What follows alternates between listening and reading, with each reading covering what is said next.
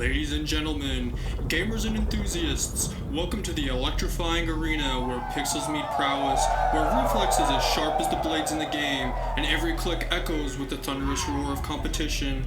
I am your guide through this digital odyssey, your navigator through the realms of virtual glory. I am Sway, and this is the epic saga we call Raid Shadow Legends!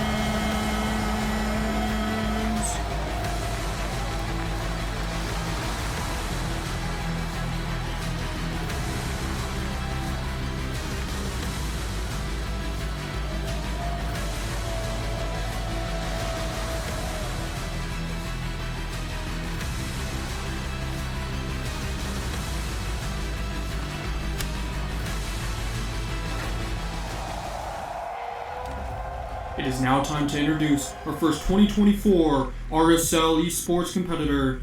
Coming all the way from the UK, his name is Masty!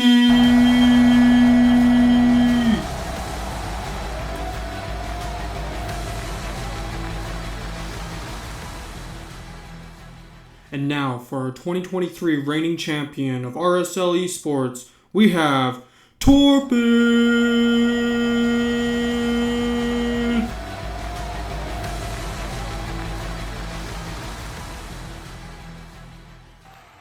So getting into the coin toss here, it looks like Masty goes ahead and gets the first pick, which is a very, very strong strategy. Getting the pick first is very strong always. He goes ahead and picks the Duchess first off the bat. Let's go ahead and see what Torpid's going to go ahead and pick here. Now, I do know that +2 Duchess really adds quite a bit of survivability to him. It's going to be interesting what Torpid has to play off of here. Now, in the past, I do know, yep, Torpid goes ahead and picks the Python. That is a fan favorite of him. Masty goes in with the fast pick of a +4 Siphi and 1 Harima. Now, that Sun Wukong is a very scary thing to go against, especially with the tanky teams. He's bringing out the Python already, which you already know he's going to have a couple of other tanky champions to go ahead and keep that Sun Wukong, keep coming back and keep trying to steal those buffs off of Duchess and Siphi, trying to make his team more valuable. He goes ahead and picks that +3 Candrafon. We know his Candrafon can hit like an absolute unit. Lady Mikage not far behind. Incredibly good champion. Brand new mythic to Raid Shadow Legends.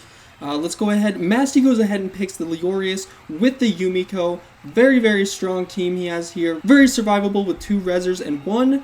That Yumiko is a very, very tough thing to go against. Resetting your abilities is not a fun thing to play against. Let's go ahead and see what Torpid's going to put in here. He puts the Arbiter to try and go fast. Masty goes ahead and bans his Sun Wukong. His Yumiko gets banned in return from Torpid. Masty goes ahead and puts his Duchess as the #1, getting that increased speed. Now, it's going to be tricky because I can see Torpid going ahead and placing in his Arbiter as his lead here. And if that's the case, I don't know if Masty's going to get a turn before Torpid, and it's going to be really tricky to go ahead and find out here.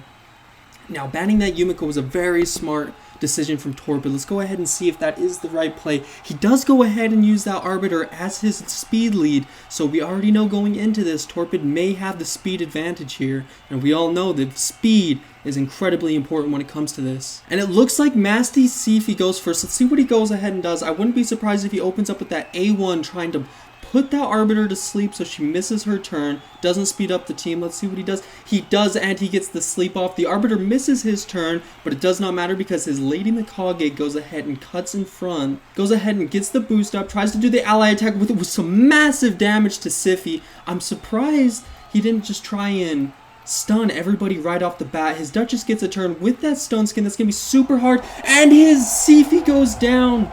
Oh my goodness, I can't believe. Now, his Duchess does have Stone Skin, so it's going to be hard to get through. And his Leorius, as long as he doesn't get True Feared, is going to hit like an absolute unit against these guys. Let's go ahead and see what he does. His Python does get the turn here. As you can see, everybody is absolutely stacked with Stone Skin and buffs. Yep, all you can do is A1 against the Duchess here. Let's see who, his Harima gets a turn. Let's see if he takes him out. And he does not take out the Lady Mikage with his Harima. Now, that would have been very, very big because Harima would have had that second turn with his A3 to go in and nuke down maybe Candrafon alongside that. His Arbiter goes ahead and gets a turn. I'm sure he's going to speed boost up here. He does go ahead and speed boost up. His Leorius cuts in before his Candrafon. He goes in for the big nuke and he nukes everybody down. the only one standing here is the Python. Now the Python does have that res here, so let's go ahead and see. I'm sure he's going to res everybody on the team. He loses his stone skin, but does get everybody up here, which is very important. Rima goes in with that big A3 and can't quite take down the Arbiter or the Mikage. Now, the Candrathon is dead, so there's no more damage coming from here, but his Mikage does have a turn right here. I could see her transforming into her alternate form. There she goes. Now, I could see her trying to strip everybody. Okay, so she doesn't. She goes for the control, but gets the control on Harima, but no one else. Duchess goes in and tries to lower down that Arbiter a little bit more. Python goes in with the block buffs and the little bit of res. Arbiter gets the turn with the res. Gets that double turn into the turn meter boost. Now attack up on all of their team. There we go. The Mikage then gets a turn, comes in and strips everybody of their buffs, but the Duchess is back up and puts all those very nice buffs, and the Leorius comes in with the massive damage. Now the only thing left is that Python, and he can be kind of tricky to take down. But he does have a couple of turns before. Oh, that Leorius is doing so much damage. Can that Python go ahead and just survive these 2 more attacks? And he doesn't! Leorius takes the Python out, giving Masty the very first Game 1 win off of the bat. What was once a niche subculture has blossomed into a global phenomenon. In an ever-evolving landscape of competition, a new frontier has emerged, captivating millions around the globe. Welcome to the exhilarating world of esports.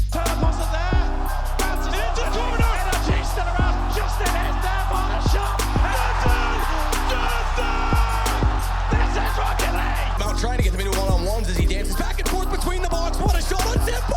Oh, Guardian, bye-bye! And it's on to Flamey. He's tapped it. Flamey's got a big... To the buy time, but they've already smoked out the bomb. There's another headshot coming through. He'd have to go for the ace clutch into winning the semi-finals here, looking for another spray. Neo's gonna get it. He goes for more. Spray for the one. He's out of bullets. Neo! Are you kidding me? He picks it up. Ace clutch. Oh, he wanted just the run off, probably. But got to jump. Yo, hold up. This could be the edge guard. Oh, my God. Nice reset. Oh, my God. Oh, my God. Scuff goes in, tagged up, backed up. It's Celium with the cover, and Scump's gonna have to back away for now. The Maddox advantage. Scuff goes through, and Scump snaps wins the 101 in Optic with the reverse sweep. From the adrenaline-pumping action of first-person shooters like Counter-Strike Global Offensive to the tactical brilliance required in games like League of Legends or Clash of Clans, esports spans a vast array of genres, each with its own unique challenges and devoted fan base. And Raid Shadow Legends is no different, with players playing for upwards of 4 to 5 years, have gained the knowledge to do some incredible things in this game. And yet they have not got the recognition that they deserve. Through the power of esports, it brings this game mainstream, and with that could create some of the best moments in Raid Shadow Legends history. So how would esports fit into Raid Shadow Legends, you may be asking?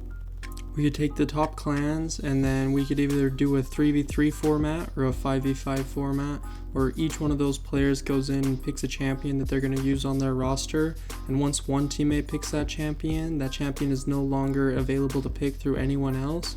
And I feel like that could push players to build different kinds of team compositions to kind of go against one another, and then when one player has a really good champion that's well built, they can kind of build their team around that champion. And I kind of feel like it would force different kind of comps, whether that's a speed team, go second team. You really could kind of pick up your matchup and play the champions based off of who you're going up against in that battle.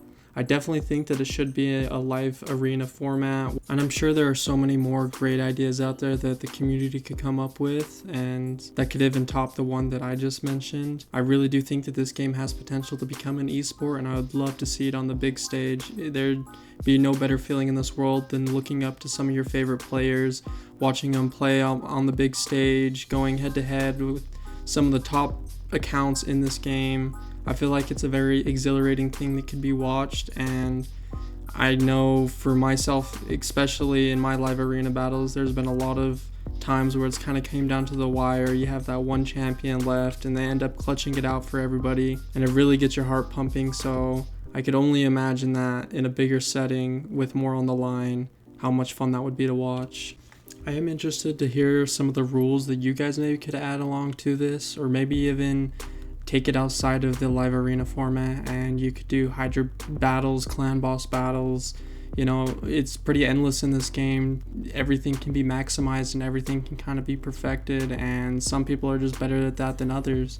So it's kind of fun to see the best people out there taking advantage of this and being the best that they can be.